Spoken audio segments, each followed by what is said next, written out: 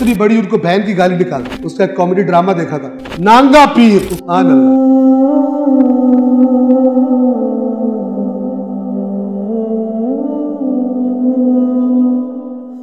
आजकल का फैशन आ गया है, जो नशई मिलता है उसको वलीउल्लाह समझ लेते हैं। वो एक दफ़ा आपके शहर का जो कॉमेडियन है उमर शरीफ, उसका हमने बहुत पहले ईरान भी नहीं गए थे, उसका एक कॉमेडी ड्रामा देखा था।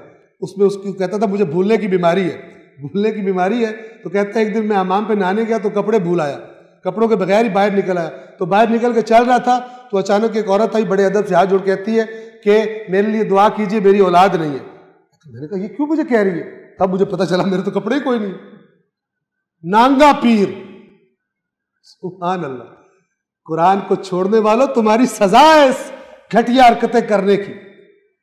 नंगे को पूज रहे हैं वहां जाकर, और पीर का आप क्लिप देखें, नाच रहा है तबले पर और अनाउंसमेंट करवा रहा है कि जो नहीं नाच रहा, चाहे शिया है चाहे सुन्नी है, इतनी बड़ी उनको बहन की गाली निकालता है।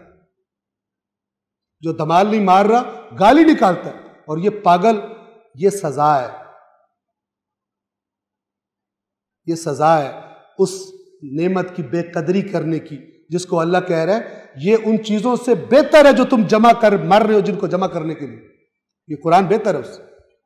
बेकदरी की है, फिर भुगतो, फिर नंगों से जाके औलादे लो, जो कि देनी अल्लाह ने और तुमने अपने पास से घड़ ली।